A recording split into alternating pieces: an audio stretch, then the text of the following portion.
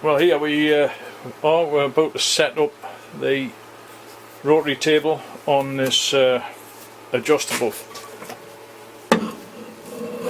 angle plate. It's quite a sizable piece of kit, but it has to be to take the rotary table. So we'll get that set up and we'll run the program. Okay, it's a bit awkward to get into with a normal edge finder such as the Heimer. However, I had a filter around in the box in the tools, and I came across this, which I made at the Tormach School, and I've never seen anyone use it before, and I found a nice convenient place on my indicator which I can mount this, put it onto here. It's really good, it works well, and you can see you can adjust it quite nice and easily. If I take that on to 0, it won't go around to 0 that way because it's too far. It will go around that way, and if I give it a little bit of travel, you can see it's pretty close to being parallel or at 90 degrees to the longitudinal axis of the table. So I'll nip that up and try it again. Well, I don't know if you can see it on there, but it's saying 76.1 degrees. I don't think the 0.1 is going to matter that much on a wheel, so let's get the plate on.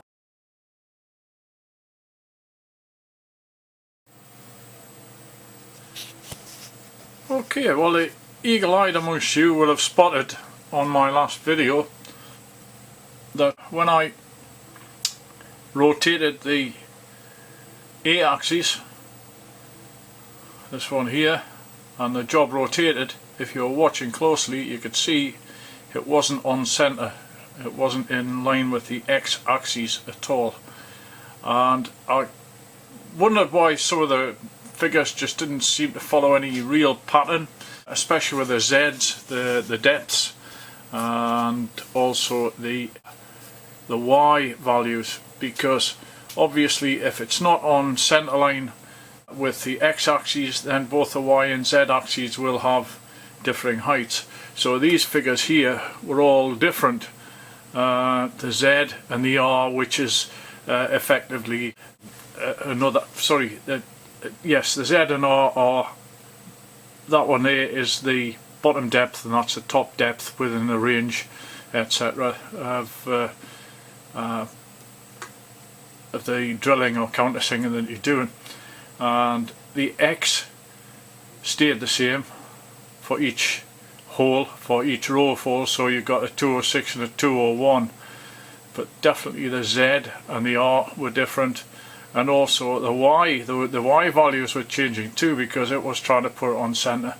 So I had to, after I'd messed around with the program and decided to go back in to find out where I'd gone wrong, and basically it was when I'd transferred it across from Fusion 360 into SprutCam.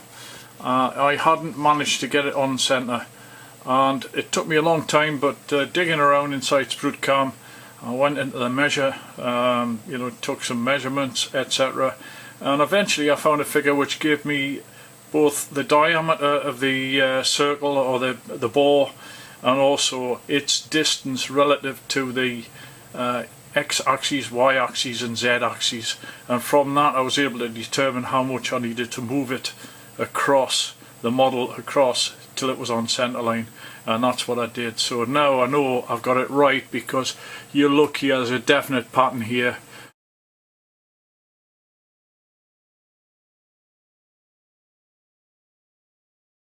Uh, 206 is the X and 201. These are the two holes because they're in a pattern of in out, or inside outside, inside outside. The pattern breaks every 9 spokes. There are two spokes on the inside and none on the outside.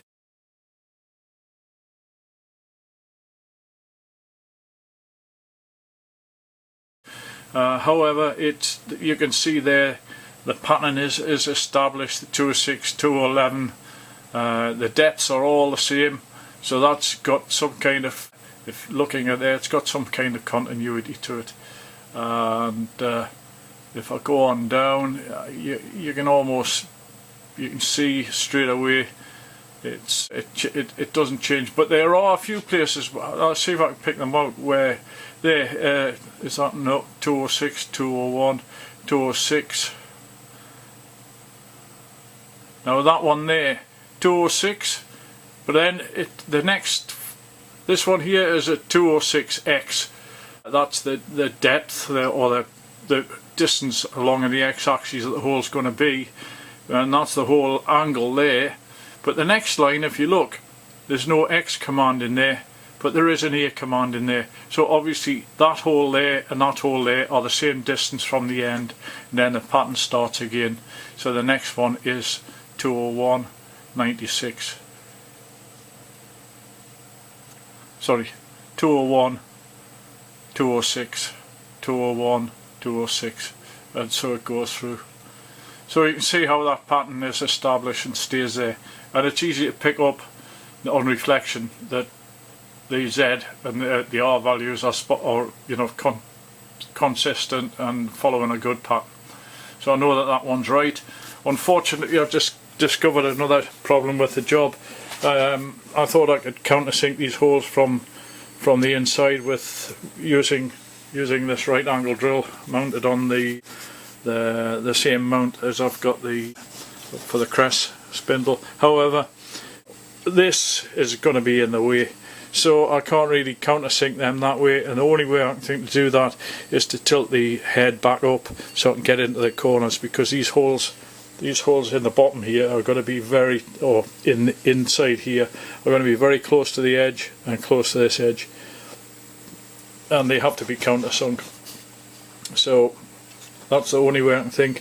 I might grind, instead of a 90 degree angle countersink, I might just use a radius cutter. In other words, maybe a round nose end mill to do the same job, because then at least the spokes will be able to move around in the spherical shape of the hole a little. So I'll have to speak to the person whose job this is, but we'll get there yet. Determined. I'm very happy with the holes in this side. They're going to be okay, and drilling from the outside here, not a problem. It's just a bit of setup, and I was hoping to get away with doing the countersinking from there, but I think, as I say, I'm going to have to tilt it. And if I do have to tilt it, I can probably get away with a long drill, although even that's still going to be in the way. So this thing, for all I've spent a lot of time making it, it'll still be useful. So that's the story. But now in production mode, the method's going to be to do each row, spotting, then drilling of these first two, then change of the first row, do all 16 that I've got, then change the angle to 13 degrees, do the next row, and then change the angle to horizontal to do the other two rows in here and the countersinking. Each is a separate bit of operation. So it's looking pretty straightforward at it. I don't know why, but it just didn't want to start right, but it's going okay now. Still, anyway, let's fingers crossed, keep it running and see what happens, see how it. So I'm now in production mode. The method's going to be to do each row, spotting, then drilling of these first two, then change of the first row, do all 16 that I've got, then change the angle to 13 degrees, do the next row, and then change the angle to horizontal to do the other two rows in here and the countersinking. Each is a separate bit of operation. So it's looking pretty straightforward at it. I don't know why, but it just didn't want to start right, but it's going okay now. Still, anyway, let's fingers crossed, keep it running and see what happens, see how it. Well, here we are on the holes again, running out of coolant here. I think I'll just switch off the coolant. It's a carbide drill, so it should be able to cut without coolant. Okay, there's a little bit of coolant in the centre punch mark there, and there we go. You'll notice that these are very conservative. I think I should maybe increase the feed just that little bit. I've got a spare drill, so if it gets a bit nasty, well, we can always change it. Even there you can see some slight movement there, but oh no, I'm looking at the spot drill. The spot drill's actually larger than that drill, so it's kind of giving it a little bit of a chamfer in places. On all of them, just on the upside of the hole. And there we go. So and that's it with the feed, well not the feed, but the max valve turned back up to 100%. The feed I've reduced to, it's only 30% feed, but it would probably go through faster, but I just don't want it to break that drill. It's got a lot of holes to drill that one. And you can hear it doesn't like going into that hole initially, but it's doing fine. I mean, it's cutting nice, and it's looking good to me anyway. And here we are drilling the second row of holes. It seems to be going as per plan. Well, like I say, there's the second row of holes going in, and everything seems to be fine. I've been, as I say, I've been very conservative on my feeds, but you know, you only get one chance at this, so, and it's looking very good so far. One of the problems I had when I first started this was finding the zero. I believe in my drawings I had the zero on this end in the centre. However, because it's mounted on a threaded mandrel, which is fitted into the, well, this is it here, it goes so far in here that I couldn't actually physically measure the centre. Plus it's at an angle of 14 degrees, so I was having an awful time finding the correct zero. So the way around that is I knew what distance from here to here this hole had to be, and it wasn't that critical, fortunately, that it'd be within a thou or two. So I was able to measure that off and mark a line. It's not this particular hole, but I'll put a mark on there, and then put a centre in here and moved that along until it was in line with my scribe mark. And then I went into the program and I took a look at the program of the X position where it should be at when it's at the first set of holes, which on this one, if I go back through the program, if I go back through here, the X position is minus 75.308, and that's a fixed position for this row of holes.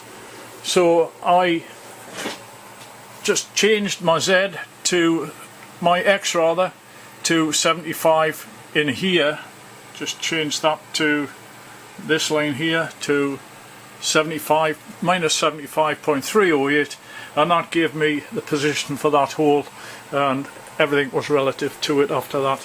So that's how I got around that. But anyway, I'll carry on and run the next bit of this. I just want to see if the final stages look good.